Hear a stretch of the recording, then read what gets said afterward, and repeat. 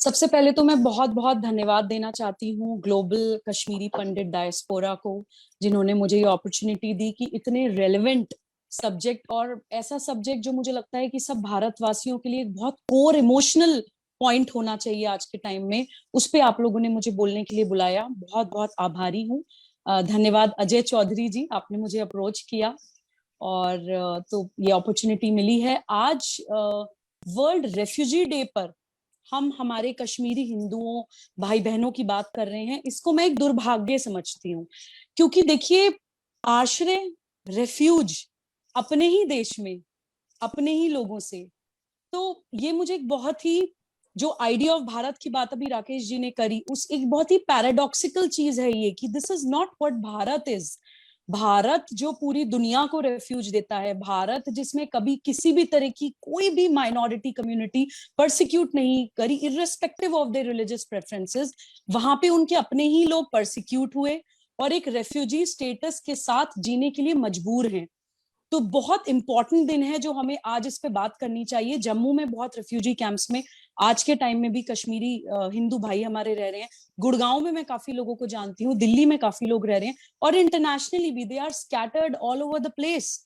और उनकी, और इवन आपने जैसे बोला अजय जी अभी, कि ऑफिशियल डॉक्यूमेंट्स में उनके लिए जो अल्फाज इस्तेमाल होता है माइग्रेंट, उसके ऊपर भी मैं बात करना चाहूंगी कि हम कितना ट्रिविलाइज कर देते हैं उस फ्लाइट को, कितना ट्रिविलाइज कर देते हैं हम उस प्रॉब्लम को। और कहते हैं ना कि और जख्मों पे नमक छिड़कने जैसी ये चीजें हैं जो आज के टाइम में 21वीं सदी में हो रही हैं। बहुत बड़ा कलंक मानती हूँ मैं इसको, ब्लॉट मानती हूँ आइडिया ऑफ भारत पे, हमारे भारत की आइडियोलॉजी पे, जो एक नेशनल एथॉस है हमारी कंट्री की, उसके ऊपर बहुत बड़ा कलंक है ये। 30 साल बाद इसके ऊपर बात और ज्यादा इसलिए होनी चाहिए क्योंकि आज हम देख रहे हैं बंगाल में क्या हो रहा है। मैं मानती हूँ कि अब कल कश्मीर में हुआ, आज बंगाल में हो रहा है, कल केरल में होगा।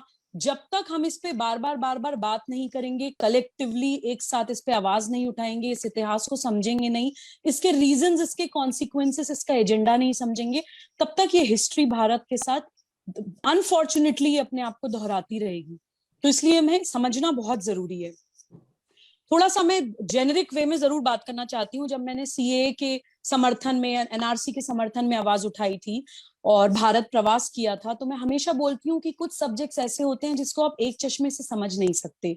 आपको सोशो पॉलिटिकल, रिलीजियस, लीगल, हर तरह के एस्पेक्ट्स को जानना होता है। मैं लिमिटेड टाइम में सारी चीजों को कवर करने की कोशिश करूंगी, क्योंकि यहाँ इस प्लेटफॉर्म पे जितने भी लोग बैठे हैं, आई एम श्योर मुझसे ज्यादा फैक्ट्स जानते होंगे कश्मीरी हिंदुओं की प्लाइट के बारे में। कुछ लोग उसके भुक्तभोगी भी हैं, कुछ एक्टिविस्ट्स हैं जो इतने सालों से, 30 सालों से काम कर रहे हैं।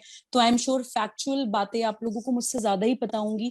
बट भारत में एक बहुत बड़ी आबादी ऐसी है जो इग्नोरेंट है। मैं हमेशा बोलती हूँ कि भारत में 3 तरह के लोग रहते हैं, नेशनलिस्ट, एंटी नेशनल्स, और एक बहुत बड़ी आबादी है जो इग्नोरेंट है, जो क्लूलेस मेजोरिटी है। उस क्लूलेस मेजोरिटी को एक्चुअली पता होना चाहिए कि क्या हुआ 1990s में कश्मीर में और आज क्या हो रहा है, और हम सब उसको वापस करने के लिए या उसका उसका प्रायश्चित करने के लिए क्या कर सकते हैं। ये मैं एक जेनेरिक वे में समझाने की कोशिश करूंगी कि क्या हुआ, कैसे हुआ, क्यों हुआ, कौन कौन लोग इन्वॉल्व थे, कौन कौन से की प्लेयर्स थे। And I would like to wrap it up quickly, क्योंकि मुझे पता है लिमिटेड समय और बहुत एस्टीम्ड स्पीकर्स भी इंतजार कर रहे हैं मेरे बात बोलने के लिए।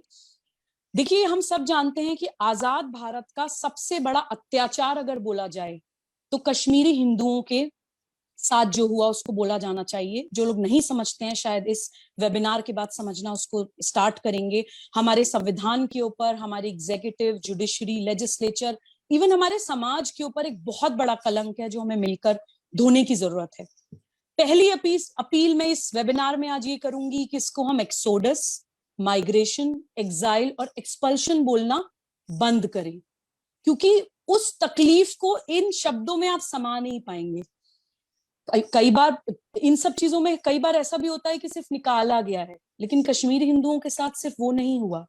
कश्मीरी हिंदुओं के साथ जो हुआ है उसके लिए अगर आप जेनोसाइड अल्फाज इस्तेमाल करें तो ज्यादा रेलेवेंट होगा। एथनिक क्लेंजिंग बोलिए, या फिर होलोकॉस्ट बोलिए, या फिर पोग्रोम बोलिए, जितने भी सूडो सेक्युलर जर्नलिस्ट्स हैं, वो मतलब जो पोग्राम वर्ड बहुत ऐसे हल्के में छिछले स्तर पे इस्तेमाल करते हैं, मैं उनको बोलती हूँ आप कश्मीरी हिंदुओं के लिए ये वर्ड्स इस्तेमाल क्यों नहीं करते हैं? उनके लिए आप माइग्रेशन, एग्जाइल या एक्सोडस, इस तरह के हल्के अल्फाजों का इस्तेमाल सिर्फ और सिर्फ इसलिए करते हैं बिकॉज साइकोलॉजी आपको मैनिपुलेट करनी है देश की। आपको उस दर्द को, उस पेन को, उस दर्दनाक इतिहास को अंडर एस्टिमेट करना है। तो पहली अपील मैं कहना चाहती हूँ कि हम अपने वर्ड्स को रिफाइन करें और आगे से जब भी इस इशू पे बात करें, कश्मीरी हिंदुओं की फ्लाइट के बारे में बात करें, तो हम इन अल्फाजों का इस्तेमाल करें। Murders, rape, slaughters, kidnapping, disappearances, gang rapes, और क्या नहीं हुआ। आप जो भी आप अपने इमेजिनेशन में आप जितना अत्याचार इमेजिन कर सकते हैं वो हुआ है कश्मीरी हिंदुओं के साथ आजाद भारत में, हमारी नाक के नीचे, एक डेमोक्रेटिक कंट्री में। दूसरी अपील मैं आज के युवाओं से ये करना चाहती हूँ कि आप इस चीज को समझें क्यों हुआ है। कश्मीर जो है सिर्फ एक ज्योग्राफिकल, एक लैंड, एक जमीन का टुकड़ा नहीं है भारत के लिए। अगर हम बोलें कि भारत गंगा है तो कश्मीर उसकी गंगोत्री है। कश्मीर की एक ग्लोरियस हिस्ट्री है, कश्मीर की एक स्पिरिचुअल रेलेवेंस है भारत के लिए। तो कश्मीर को तोड़ना या कश्मीर को बांटना या कश्मीर को भारत से अलग करने का एजेंडा चलाना एक तरह से भारत की जड़ें काटने जैसा है। यही कारण है कि भारत के विभाजन के बाद कश्मीर इशू को अनरिजॉल्व छोड़ा गया। द्विराष्ट्रवाद की जो थ्योरी है या द्विराष्ट्रवाद का जो एजेंडा है, टू नेशन थ्योरी जिसको हम बोलते हैं इंग्लिश में, वो सिर्फ भारत विभाजन पे खत्म नहीं हुए, उसके सीड्स, उसके बीज कश्मीर में छोड़े गए। और कश्मीरी हिंदुओं को कश्मीर से निकालना उसी मास्टर प्लान का एक हिस्सा था। तो ये हमें समझना चाहिए कि जब हम बात करते हैं कश्मीरी हिंदुओं की, हम सिर्फ उस सेक्ट ऑफ लोगों की बात नहीं कर रहे हैं जिनके साथ अत्याचार हुआ है, हम पूरे देश की बात कर रहे हैं, हम अपने देश के भविष्य की बात कर रहे हैं। बहुत सारे उसमें की प्लेयर्स थे, कुछ पॉलिटिकल पार्टीज इन्वॉल्व थी उस वक्त के। शेख अब्दुल्ला का एक एग्जांपल मैं आपको देना चाहती हूँ। उन्होंने अपनी आतिशे चिनार करके उनकी एक ऑटोबायोग्राफी है, उसमें उन्होंने कश्मीरी हिंदुओं को मुखबिर बोला है। मुखबिर किसका? भारत का। आप इमेजिन करिए, देश की बात करने वाला इंसान, भारतीय संस्कृति की बात करने वाले इंसान को मुखबिर बोला गया। और यही नफरत थी जो उनके साथ 1990 में उनको दिखाई गई है, और जो भी कुछ उनके साथ हुआ वैसी कारण हुआ क्योंकि वो प्रो भारत थे। तो इसलिए सब भारतीयों को उनके साथ ये खड़ा होना चाहिए कि भारत की आवाज उठाने के कारण, भारत को प्रोटेक्ट करने के कारण उनके साथ ये हुआ। रेडिकल इस्लामाइजेशन कश्मीर का हो रहा था, बहुत सारे प्लेयर्स थे, जमाते इस्लामी टाइप बहुत सारे थे। मैं सबके नाम नहीं लूंगी, मैं सिर्फ कीवर्ड्स बोल रही हूँ ताकि जो युवा मुझे सुन रहे होंगे वो उस पर सर्च करेंगे, पढ़ेंगे तो आपको सारी चीजें क्लियर होती जाएंगी। जमाते इस्लामी तो I think 1987 state assembly election के बाद एक मुस्लिम यूनाइटेड फ्रंट करके एक पॉलिटिकल पार्टी भी बन गया था। तो इस तरह के बहुत सारे लोग कश्मीर के खिलाफ काम कर रहे थे। मिलिटेंट इंसर्जेंसी बहुत ज्यादा रैम्पेंट थी, जिसमें कुछ प्रो पाकिस्तान मिलिटेंट ग्रुप्स थे जैसे Hizbul Mujahideen, of course they were ISI sponsored, और वो विधर्मी पॉलिटिकल पार्टीज द्वारा भी स्पॉन्सर्ड थे। और एक प्रो इंडिपेंडेंस मूवमेंट खड़ा किया गया था जो जम्मू कश्मीर लिबरेशन फ्रंट काइम्स, जो बोलते थे कि हमें आजाद कश्मीर चाहिए। तो इस इतने सारे की प्लेयर्स काम कर रहे हैं और कश्मीरी हिंदू अकेले पड़ गए थे। तो I think can we just imagine their plight कि कैसे वो लड़े होंगे इतनी सारी फोर्सेस से, और किस तरह से हार के, थक के उनको वहां से अपने घर को, अपने परिवार को, अपने समाज को छोड़ के वहां से जाना पड़ा होगा, कितना मजबूर वो हो गए होंगे, किस लेवल तक उनको पुश किया गया होगा। ये बात हमें आज जरूर करनी चाहिए। न्यूज़पेपर्स में आर्टिकल्स निकल रहे थे, पोस्टर्स लग रहे थे, मस्जिदों से ऐलान हो रहे थे। 3 ऑप्शंस छोड़े गए थे कश्मीरी हिंदुओं के पास, या तो आप कन्वर्ट हो जाइए, इस्लाम कबूल कर लीजिए, या फिर यू गेट किल्ड, आप अपनी जान गंवाइए, या फिर आप कश्मीर छोड़ के चले जाइए। इन तीनों ऑप्शन में से और कोई चौथा ऑप्शन उन कश्मीरी हिंदुओं के पास नहीं था। एक उस समय का लोकल न्यूज़पेपर था आफ्ताब करके, उसमें लिटरली मतलब प्रिंट मीडिया में जो है हिंदुओं को जान से मारने की धमकी और कश्मीर छोड़ने की धमकी दी गई थी। देखिए, जब भी मैं पढ़ती हूँ कश्मीरी हिंदूज के बारे में, बहुत ऐसे इंसिडेंट्स हैं, उदाहरण है जो मैं आपको दे सकती हूँ जो उन लोगों के साथ हुआ। अब कुछ नाम अगर छूट भी जाते हैं तो मुझे लगता है कि वो अन्याय होता है, बिकॉज ऑब्वियसली अगर कुछ ऐसे लोग सुनेंगे जिनके परिवार वालों ने अपनी जान गंवाई है, उनका नाम हम नहीं ले पाए, तो दे विल फील कि भाई हमने भी हमारे लोगों ने भी अपनी जान गंवाई है। लेकिन मैं कुछ एग्जाम्पल्स आपको क्विकली एक पैटर्न दिखाने के लिए देना चाह रही हूँ। एक टीकालाल टप्पू जी करके एक बीजेपी लीडर थे, उनको उनके घर के बाहर मारा गया था। एक रिटायर्ड जज नीलकंठ गंजू जी थे जिनको दिन दहाड़े मारा गया था, और ये कोई इत्तेफाक नहीं था कि ये वही जज थे जिन्होंने मकबूल भट्ट को सजाए मौत दी थी, डेथ सेंटेंस दिया था। मकबूल Bhatt Jammu and Kashmir liberation front के फाउंडिंग लीडर्स में से था, तो उसको डेथ सेंटेंस देने वाले जज को दिन दहाड़े मारा गया। Young social worker Satish Tikku ji को उनके घर के पास मारा गया। लस्सा कौल नाम से एक स्टेशन डायरेक्टर थे दूरदर्शन श्रीनगर के, ही वॉज शॉट डेड। और बीएसएफ पर्सनल एक एमएन पॉल जी थे, उनकी बीवी को किडनैप किया गया, उनके साथ रेप हुआ, उनका मर्डर किया गया। एक एग्जाम्पल जरूर आप लोगों को आज सुनने की जरूरत है। कश्मीरी पोएट थे सर्वानंद कौल प्रेमी, उनको क्यों मारा गया आप सोचिए। उनकी सजा, उनकी जो गलती थी, उनको सजा इस चीज की दी गई थी कि उन्होंने भगवत गीता को कश्मीरी में ट्रांसलेट किया था। ये इतना बड़ा गुनाह हो गया था उनसे, जिसकी नफरत लोगों ने इस तरह से इस 1990s में उतारी। और ये कुछ नाम है, मैं फिर हाथ जोड़ के माफी मांगती हूँ, मैं बहुत सारे ऐसे नाम हैं जो यहाँ पे इतने कम समय में नहीं ले सकती हूँ। उन सभी लोगों के दर्द में हम बिल्कुल बराबर के भागीदार हैं, बट मैं सिर्फ आपको एक पैटर्न दिखाने के लिए नाम बता रही हूँ। ये लोग हमारे लिए सिर्फ आंकड़े नहीं है, बहुत सारे डिफरेंट ऑर्गेनाइजेशंस या डिफरेंट अथॉरिटीज डिफरेंट आंकड़े हमें देती हैं। जम्मू एंड कश्मीर गवर्नमेंट अलग आंकड़ा देती है, एक internal displacement monitoring centre of Norwegian refugee council अलग आंकड़ा देते हैं, और सीआईए के अलग आंकड़े हैं। लेकिन जेनेरिक अगर ऑन एन एवरेज हम समझें तो कम, अगर मैं if I am not wrong, कम से कम 3.5 लाख कश्मीरी हिंदुओं का एक्सोडस हुआ है, मास रेप मर्डर स्लॉटर्स हुए हैं जिनकी कोई गिनती नहीं है, और शायद सच भी हमारे पास डॉक्यूमेंटेड फॉर्म में आज तक नहीं है, क्योंकि कोई उनके साथ नहीं था, वो लोग अकेले थे। और इसके बारे में अगर हम और अच्छे से जानना चाहते हैं तो farmer director general Jammu and Kashmir police के एमएम खजूरिया जी ने भी बहुत अच्छी स्टेटमेंट्स दी हैं, उसको भी हम लोग और ज्यादा डिटेल जानने के लिए पढ़ सकते हैं जो उन्होंने बोला है। वहां उस टाइम के गवर्नर ने, आप सोचिए, उस टाइम के गवर्नर ने ये स्टेटमेंट दी थी कि आपके लिए जम्मू में रेफ्यूजी कैंप्स बन गए हैं, अगर आप जाना चाहते हैं हम वहां पे आपको सारी सुविधाएं दे देंगे, लेकिन अगर आप यहाँ भी रहना चाहते हैं, if you decide to live here we can not guarantee your security.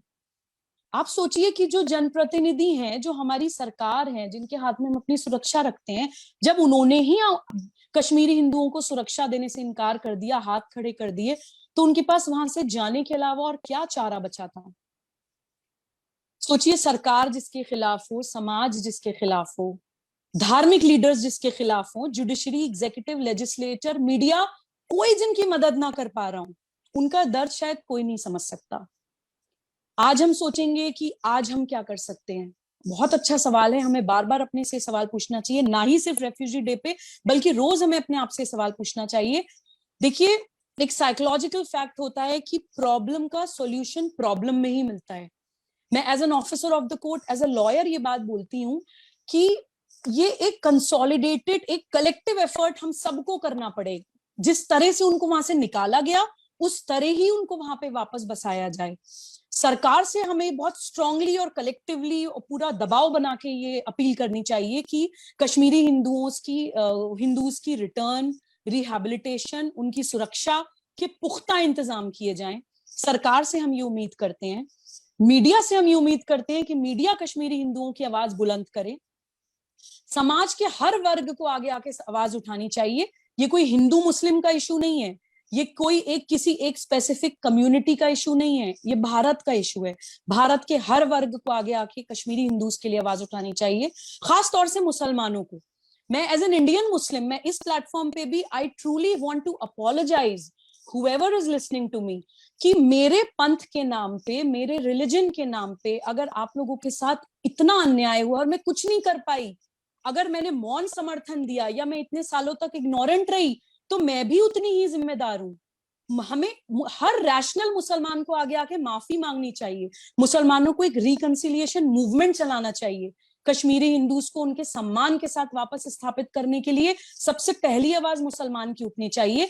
मौलानास को, इमाम्स को, जो ट्रूली एक इस्लाम की स्पिरिचुअल एक फॉर्म को एस्टैब्लिश करना चाहते हैं, उनको मस्जिदों में ऐलान करके माफी मांगनी चाहिए। इस तरह से हमें कंसोलिडेटेड एफर्ट करने पड़ेंगे। समाधान सिर्फ कानून में नहीं मिलेगा अजय जी, जैसे आपने मुझसे अभी पूछा था कि क्या सीएए का समाधान है।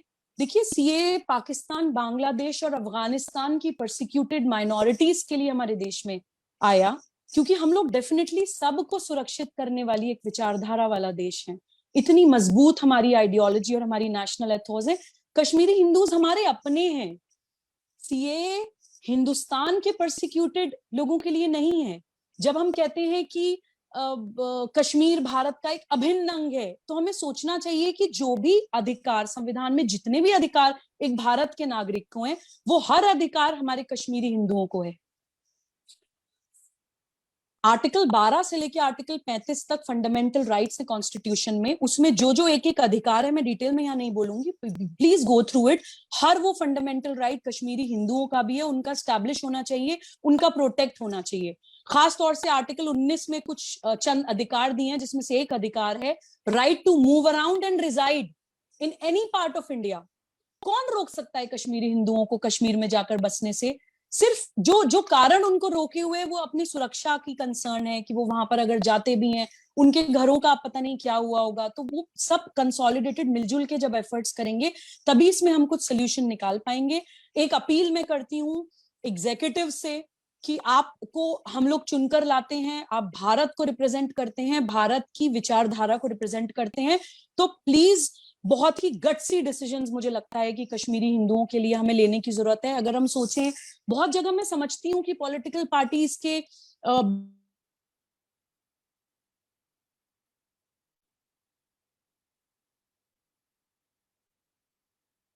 बहुत चीजों से, इंटरनेशनल कन्वेंशन से, और बहुत नहीं है। और जुडिशरी से मैं अपील करती हूँ as an officer of the court कि संविधान में प्रदत्त अधिकारों की, जो सिटीजन्स के अधिकार हैं, उनकी सुरक्षा कीजिए। केसेस खोलिए। जो भी हुआ 1990s में कश्मीरी हिंदुओं के साथ, वो केसेस रीओपन होने चाहिए, मीडिया कवरेज होनी चाहिए उनका ओपन ट्रायल होना चाहिए कि दोबारा से पता चले कि एक्चुअल क्या हुआ था। बिकॉज हम लोग बहुत से युवा यूथ हैं, उस टाइम छोटे थे, हम लोगों को नहीं पता था। आज भारत को ये जरूर पता होना चाहिए कि उस वक्त क्या हुआ था। All those cases should be reopened. सरकार को निर्देश दे, कोर्ट्स, जुडिशरी सरकार को निर्देश देने चाहिए। देन लेजिस्लेचर को आवाज उठानी चाहिए, सख्त से सख्त कानून बनने चाहिए जिसमें कि स्पीडी ट्रायल हो। इस तरह की सेंट्रल एक्ट्स आनी चाहिए कि जो अगर अपने ही देश में लोगों को एक्सोडस हो रहा है, अपने ही देश में उनको रेफ्यूजी बनाया जा रहा है, तो उसके लिए कुछ स्पेशल लॉज आने चाहिए जो हमारे पास एग्जिस्टिंग लॉज में नहीं है। उसमें डेटरेंट पनिशमेंट होनी चाहिए ताकि लोगों के दिमाग में डर हो। तो सब लोग मिलजुल कर आगे आए। मैं दोबारा बोलूंगी कि ये सिर्फ कश्मीरी हिंदुओं की प्लाइट नहीं है, ये हमारे संविधान की प्लाइट है, ये हमारे संविधान का अपमान है, ये हमारी लॉ ऑफ लैंड का अपमान है। किसी भी देश की जो संप्रभुता होती है, वो तीन चीजें गारंटी करती हैं: एक ज्योग्राफिकल बाउंड्री, एक कॉन्स्टिट्यूशन जो लॉ ऑफ लैंड होता है, और वहां के नागरिक। अगर इन तीनों में से कोई भी एक चीज वायलेट होती है, तो देश की संप्रभुता खतरे में पड़ती है। तो ये लड़ाई हमें मिलकर लड़नी है। दोबारा मैं बोलना चाहूंगी कि कल कश्मीर था, आज बंगाल है, कल केरल होगा, तो वो स्थिति देश में दोबारा उत्पन्न ना हो। तो इसलिए हम इस सब्जेक्ट की सीरियसनेस और अर्जेंसी को समझें। Thank you so much. जय हिंद, वंदे मातरम।